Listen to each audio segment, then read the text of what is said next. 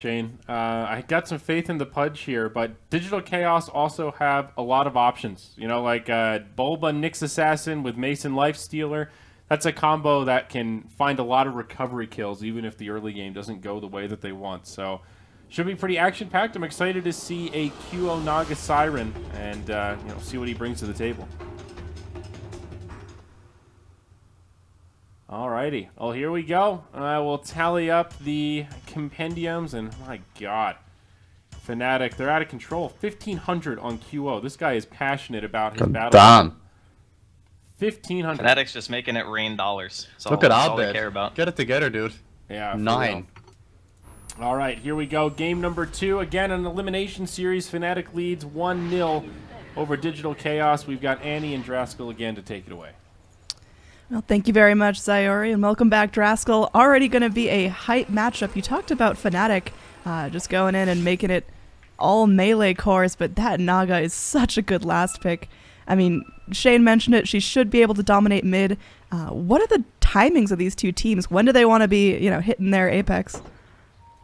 It's a bit interesting since they swapped the Nyx to support for DC. I think that obviously DC want to pressure. You don't want to just let the game go super late against Naga Ember cores. They're both relatively mobile on their own right. Very hard to gank Naga, very hard to gank the Ember on top of that. So I think the timing for Fnatic is, if we don't win the early game, whatever, we'll just stall, because DC pretty much only have one reliable hero at hitting towers, and then we'll just try to get the lane equilibrium game going for us, similar to what DC wanted to do in game 1. Whereas DC, you get a blink on Forev, potentially have a good laning phase, and you have a life stealer, so you just fight all the time. And then eventually you're going to have this Nyx with Vendetta, which is additional scouting information, whereas Fnatic are going to have their Beastmaster for their vision games. So it should be pretty close in my opinion. I don't know if I really favor one draft one way or the other. I think if DC execute really well, they can crush it. But if they don't, you're going to have Naga problems. Yeah, definitely Naga problems indeed. And depending on how late this goes, there could be a ton of split push put out by the Ember Spirit as well. So again, like you mentioned, similar to how DC played last game where, yeah, DC can be fighting, but there's probably going to be a Naga or an Ember constantly pressuring your lanes. So Fnatic definitely going to be keeping an eye out for that map control. Just, they're relaxed. They've got a Naga Siren. They're not scared of taking this a little bit late. Invoker, I mean, is he going to have a really tough time mid lane here, or should Abed still be able to get the farm he needs to start a nice mid game for himself? I think he'll get a little bit of farm. He's definitely not going to be harassing out Naga though. 7 base armor and a poor man shield, good freaking luck. That hero just does not take damage. But it's not going to be like the first game where QO just had like this massive advantage and just crushed it. He'll do alright, but I don't think Abed will be suffering as much as he was in the first one. Yeah, absolutely. You can already see Naga scoring up some last hits. Invoker still 0-0.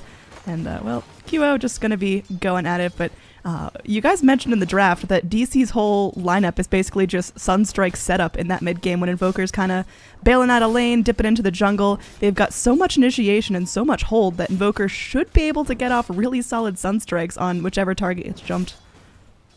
That's why I'm looking at this bottom lane. We saw something very similar yesterday where there was an aggro dual lane with a Sand King, and it just dominated. It just destroyed their opponents. I think it was it DC who was the one who was getting wrecked by that dual lane? I can't remember off the top of my head, but either way.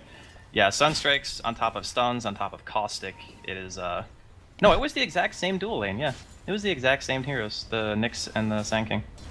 Yeah, double bug strat works again.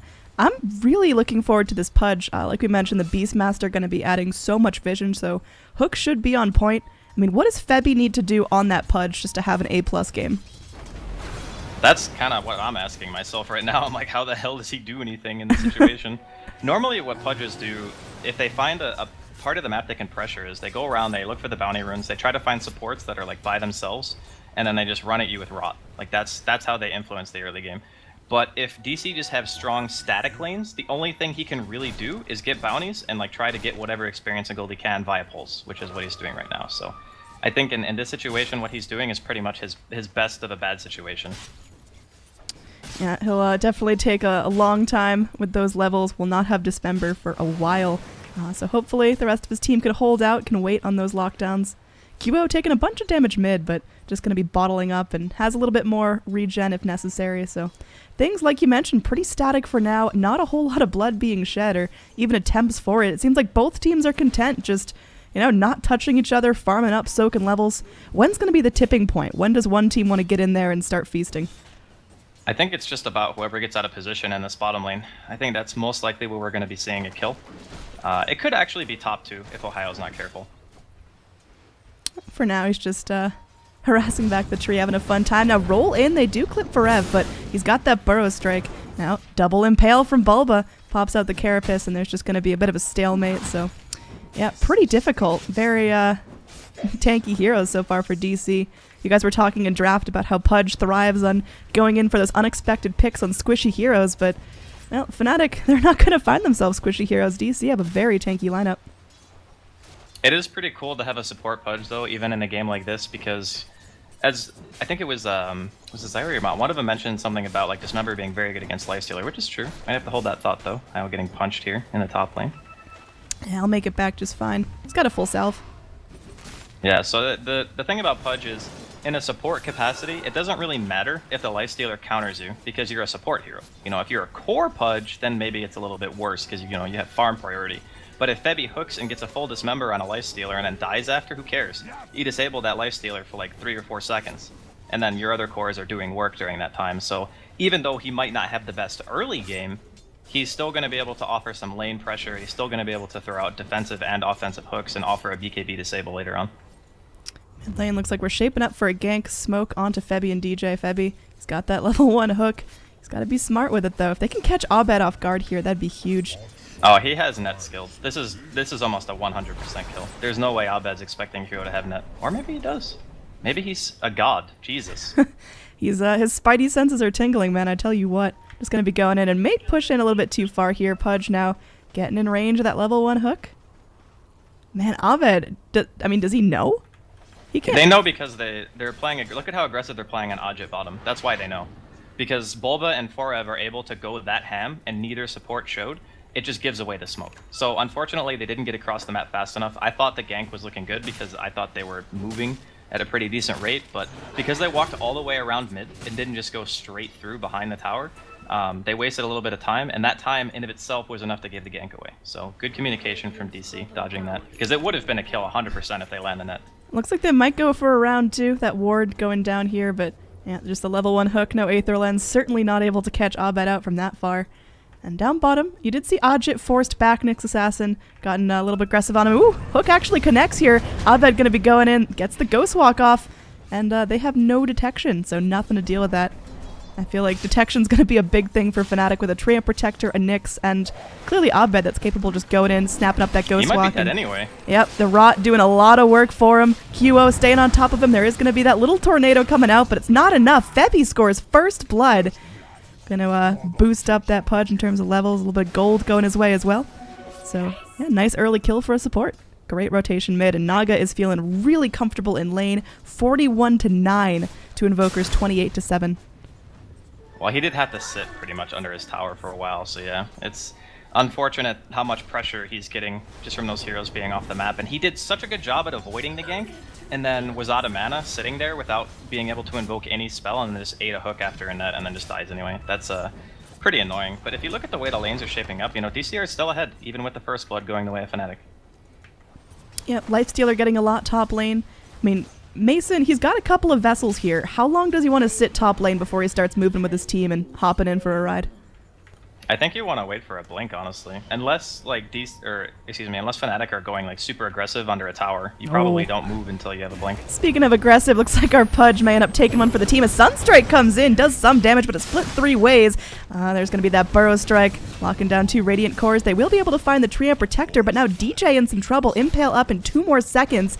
Looks like Bulba should be able to snap this one up with one more click of the pincers. And Forev with a reinitiation onto the Ember Spirit. He's only level 5. Oh, if they can find this kill, that'd be huge. But a hook comes back in from Febby, chasing down the Sand King with the Rot. It's slow going, but they should be able to find the kill.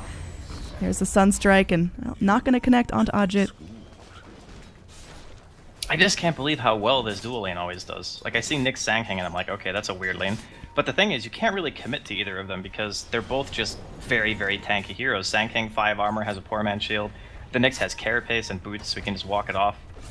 It's a very interesting dual lane, but it's seen a lot of success here at the ZOTAC Cup. Yeah, we'll see if they can keep it up. Again, both of those heroes probably trying for a blink for Rev.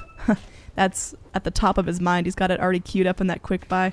So we'll see if he's going to be able to get it at a decent timing. Nice initiation there. They go for the hook, and they do find Farev. Nice little fish's wish there. Farev will end up going down. They have to trade for the Earth Spirit, but still overall a great trade. Yeah, I'll take that one any day of the week. I mean, look at the CS comparatively. Like, Ohio's catching up now because the wave is under his tower a lot of the time. But, you know, 2 or 3 minutes ago, the Sand King was doubling up the CS, and Forev has died twice in a row, and it still has more CS. Yeah, that kill is absolutely huge. Making the Blink Dagger timing slower, getting your Naga more items before you have to worry about that Blink Epicenter with the Lifestealer bomb, it's a pretty terrifying thing for Fnatic, so delaying it is going to be great for them. Yep, QO, I mean, again, sitting pretty in mid lane. Naga, I mean, having about the lane you'd expect. Do you think DC should be trying to rotate in and check her? Because all she wants to do is farm. She'll farm until the cows come home. But she's, I mean, she's half to a great start. Is that something DC can afford?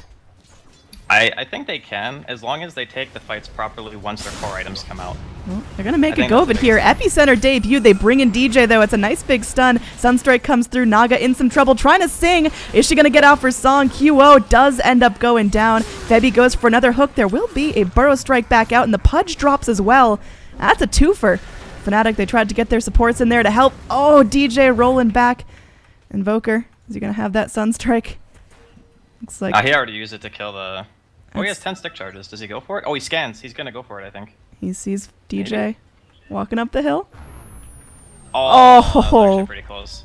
Just a fraction of an inch off. DJ will live. Just going to shrine up and right back to getting. So right as we were talking about the Naga needing to get checked, there is a gank in. DC staying on top of that. I think he could have lived there, to be honest. I think it was a bit of a misplay because he got the mirror image off, which dispels the cold snap, but he didn't song afterwards, even though he lived for like an additional 1 or 2 seconds, had a salve and a bottle in his inventory with charges. So if he like songed immediately and then just salve bottle, he walks away 100%. A little bit of an execution error there, but you know, he's still the highest farmer, so it's not gonna set him back too much in the grand scheme of things. Just one death. Yeah, was that just panic, or was he intentionally trying to save the song for a better fight? I think he thought he was going to live. I think that's how he saw the situation. It's like, oh, I might actually be fine if I just walk away. But well, top lane, Ohio. Top lane, yeah, but mid lane's about to go down too. We got Naga Siren finally getting that song off. Hook comes back in. They've got a dust, so no Ghost Walk saving you this time. And Abed will end up dropping. Drops a futile meatball in the air as he goes. But, yep, there was a kill top like you mentioned. Mason and Dubu teaming up to finally take out that pesky Beastmaster. And Mason's having a really nice time here. Switching over to net worth. Going to be matching up with the Naga on the top of the chart. He's also got his Midas coming out too, so his net worth is going to just get propelled that much further. I mean, Lifestealer is not really the matchup you want to play against Naga, especially during the late game, because if you rage and the Naga songs, you're by yourself and then you get netted and then roared. It's not a great experience, but Ohio actually seeming to be okay here. Yep, playing this one He's got safe. a pretty good amount of levels too. Yeah, already level 8 for him on the offlane. Sand King, by comparison, just ticks to that 8 right now, so Ohio almost a full level up. Mason looking to keep that in check. I mean, he's hungry. Goes in, bites Ohio. Still 13 seconds till that Primal Roar comes back in.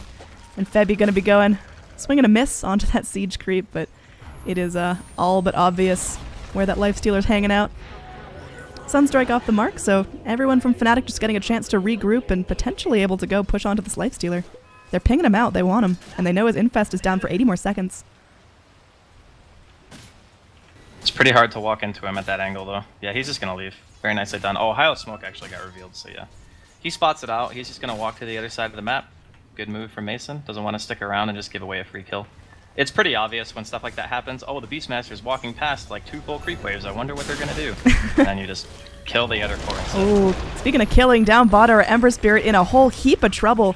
Sunstrike there, but not even needed to finish him off. Mason gets that last hit. I mean, Ember Spirit, he had 3 remnants, but the lockdown is so severe on DC. When they want to go for a kill, when they're willing to commit their ultimates for it, it's done.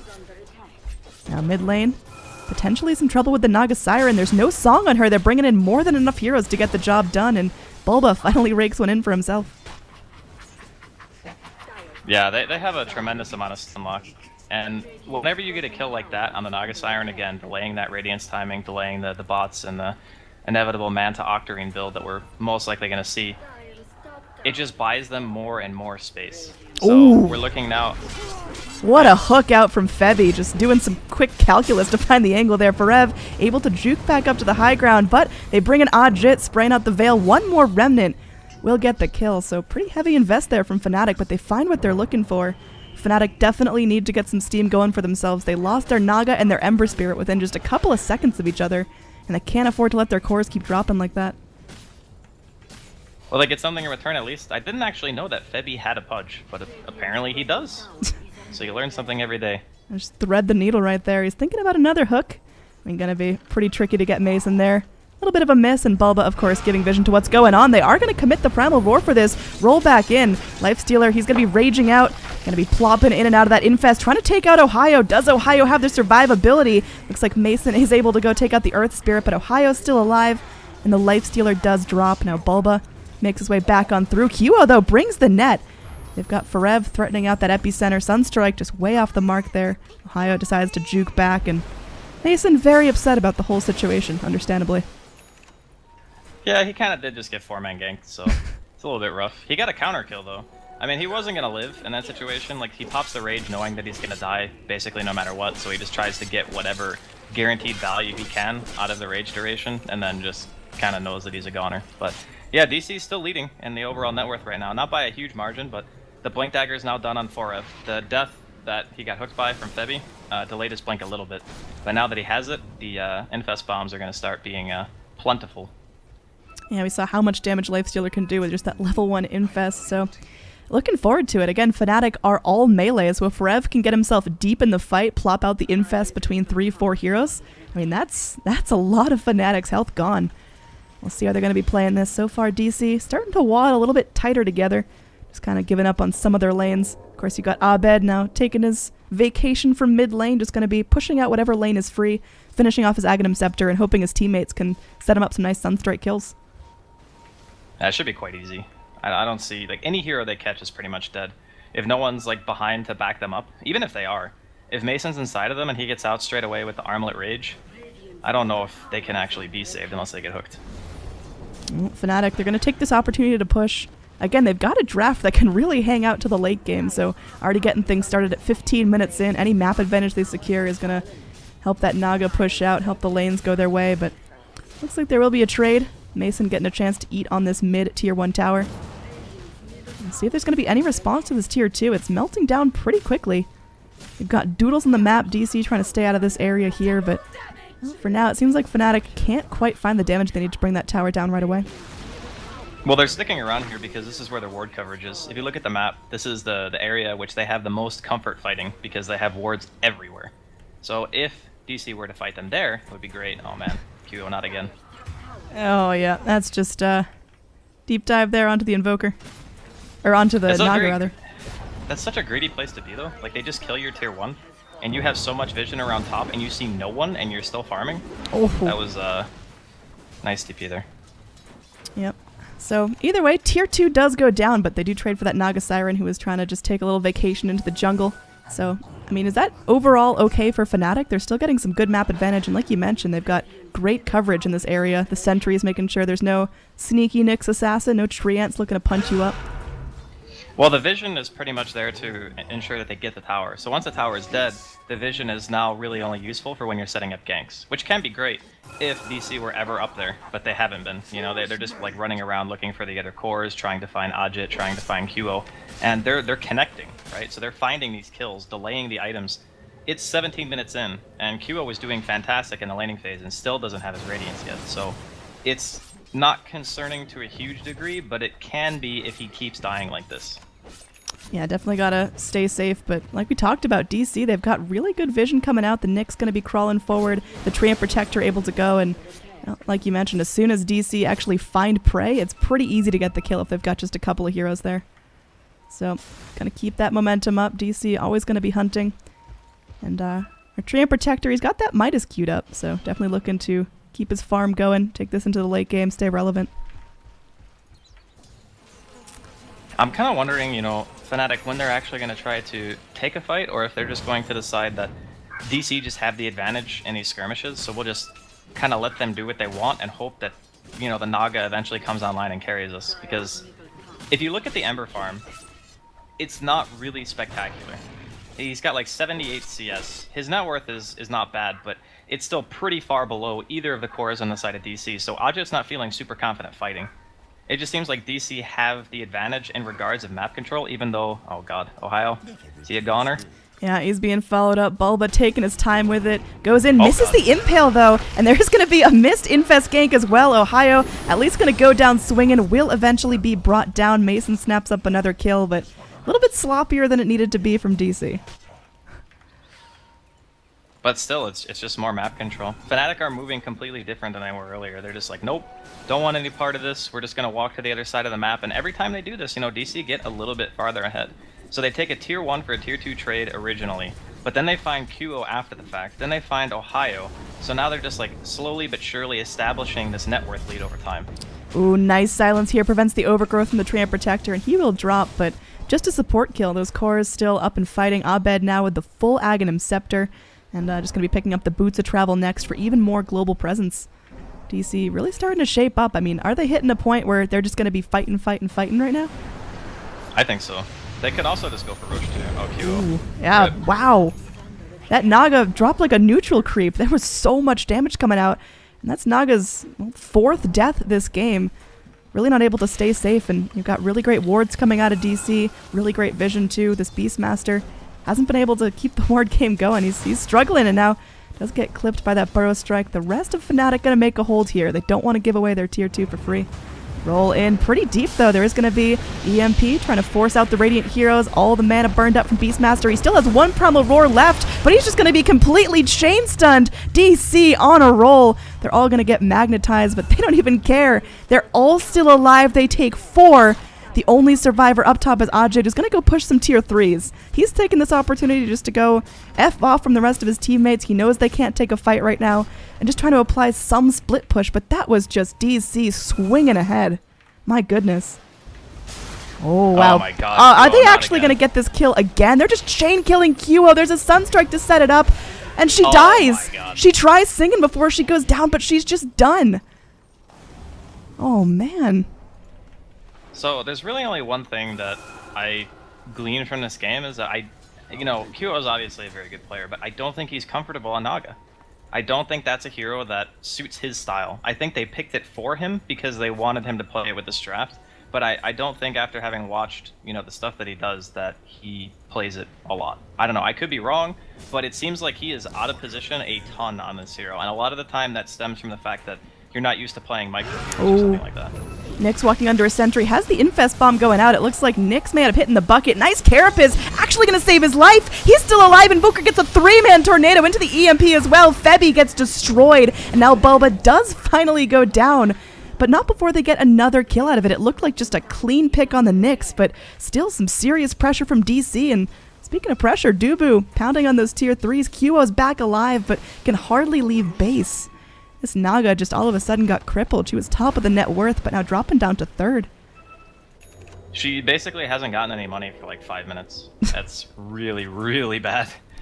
I don't know. It's strange to me because a lot of the stuff that's happening, especially the kill when he died in the jungle, that was one of those deaths that you can't really imagine happening too often because it's just such an obvious movement and you're farming in the obvious spot. So they check the first and foremost spot where you would be farming if they kill your tier 1 and then you're there and then you die. So it's a little bit strange, but Fnatic's still in the game because they do, again, have a Naga Siren. It's never over when you have a Naga. Yep, I mean, she's got the Radiant. She can apply Split Push along with the Ember Spirit, but like you mentioned, our Ember, and not getting larger than life, he's hanging out right around the net worth of the Naga Siren. So what does Ajit need to do to get really huge here? Is it just sitting back and farming? Is it going for solo pickoffs on DC? It's difficult. I think it's not a very good Ember game, to be honest. It's very difficult to play Ember into Nyx. They're looking for Dubu here. Yeah, I mean, there's so many heroes rotating in for this Treant Protector. It is gobbling resources left and right. They finally will find him. Overgrowth can be burned out. Now Invoker TPing in. Farev brings in some friends. They're going to be able to turn this right around, getting the kill on the Beastmaster before he has a chance to go for the Primal Roar. There is going to be some damage dumped up by the Ember Spirit here, but is it going to be enough? A Naga Siren Sleep comes through. They've got the Sand King on lock. Farev, though, going to Burrow Strike out, and they're going to take this chance to try to go ahead and feast on the Ember Spirit. Naga Siren trying to run. QO baiting around. They kill off the illusions. They figure out which one's real. And oh no, Naga's Siren going down again. She's just been chain killed. That's her 6th death. She had such a great early lane start, but just can't find anything. Oh man. The heroes just don't care about like her chip damage, I guess you could say.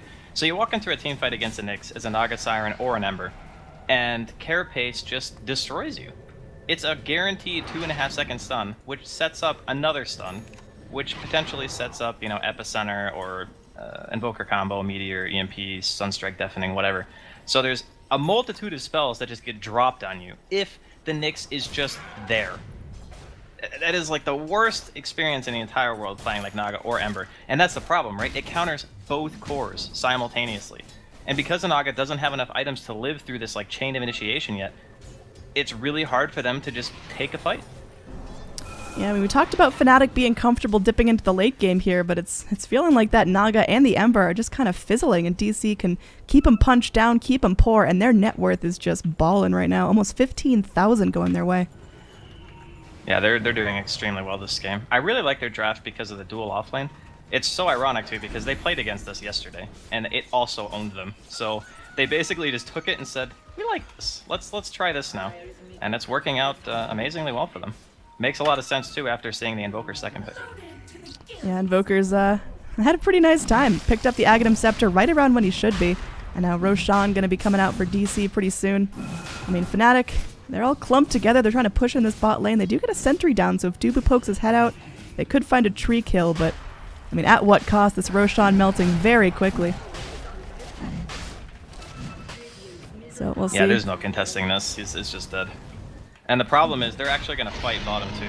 Well, they have Hawk Vision, so maybe they won't be able to get there fast enough, or won't be able to get there at least unscouted. Yeah, speaking of unscouted, they do see the tree now. They get the silence off on him. They're starting to dump ultimates. They commit the Magnetize. Pudge still no dismember for him, so that's a tree kill, but now there's huge pressure coming out for the rest of the lanes. Mason looking to go in for that next Infest gank, and Forev now not only has the Blink Dagger, but the Force and the Yules as well. The Sand King is just all about control. He wants to get in those fights and really make Fnatic scramble, keep them locked down, make sure they can't move out. It doesn't take much with their lineup, to be fair. I mean, none of the heroes really have an escape on the support side or the offlane side. It's pretty much just Naga and Ember who can, get themselves out. Oh man, QO is going to receive another gank here. Oh man, Naga's 7th death incoming. This is starting to seem like some middle school bully shit. That's terrible. They just pretty much stole his lunch money. They just pinned him up against a locker and just robbed him. Dude, I think putting him in a locker is mercy at this point. He's just getting killed over and over, and like you talked about, just hasn't gotten money for the last 10 minutes of the game. I mean, got an alright Radiance timing, still has those boots of travel, so can start to pressure lanes, but anytime DC get eyes on that Naga is dead. Again, though, it's like he's getting caught out a lot of the time in obvious spots, and he's also not farming around where he has wards. I mean, sure, there was smoke there, but okay, here we go. Yep, high ground push coming in. Sand King diving really deep to start this fight off. Currently not going to get punished for it. Ajit is going to be able to go through, and it looks like DC, they missed a little bit of their initiation. They didn't quite get the start they wanted. Didn't start off with a pick on those squishy supports like the Pudge or the Earth Spirit, so they'll just back out and not going to overcommit themselves. I like that choice. Yeah, there's no reason to at the moment. They didn't have everyone on the team too, and that's the most important part. Like the Invoker didn't have bots up. Or wait, did he TP away? Maybe he TP'd away from where they were, but okay. See a song, QO, surrounded by DC once again. I mean, he might be able to make it back to his friends here. Yeah, he's got his wad of allies, and it looks like they actually want to take a fight here. Ajit going to be leading the charge, but again, still lacking on vision. The Nyx should just be able to walk right on out of here. All these wards set up for the tier 2 have long expired, so no vision in the area. Fnatic just kind of playing with their gut. Dubu's walking around here, keeping vision of the shrine, scouting out who's backing off and who's going to be caught alone. They ping the Naga Siren, and they realize QO's the only one wrapping to mid here. Great chance to strike. QO goes in. Oh, poor Naga. She just can't find anything. She's just been chain killed 8 times in a row. Oh no, and now it looks like the rest of the Dire, they want to keep fighting. Tree gets hooked in, gets dismembered, but he's just going to be going, healing himself right on up. The Epicenter comes through. They've got lockdown for days as Ember Spirit gets clipped off as well. That is 2 deaths on 2 cores. Neither has buyback, and this tier 3 push is coming in now. The Nyx and the Sand King, like, dual off lane just won them the game. Like, I mean, Mason obviously has an insane amount of farm, and Abed's played a very good game as well, but like these 2 heroes in conjunction have just secured so many kills on the Naga that it's insane. Like, QO can't be anywhere. He's just dead all the time. Yeah, the Shane stun coming off of the Impale, the Burrow Strike, and then just the massive damage. I have not seen a bad epicenter yet out of Forev. So just, yeah, damage starting to come out. That is going to be a lane and a half of super creeps coming forward. Febby maybe looking to clean up some stragglers, but for now, DC are very comfortable with their lead. Abed actually going to reinitiate. Does clip the Earth Spirit, but Sunstrike not going to be there to follow up, so they're not going to get too greedy. Again, DC, they don't need to overexert themselves right now. The Naga is crippled. They don't have to worry about her transitioning to her late game, lane pushing, yeah, stupid farmed build, but she's got nothing. She's essentially got 15-minute farm right now. It's looking, well, maybe like 20-minute farm, but yeah, it's definitely rough. I don't really see, unless DC overextend super hard, like I'm talking almost well dive status, it's going to be very difficult for Fnatic to claw their way back into the game.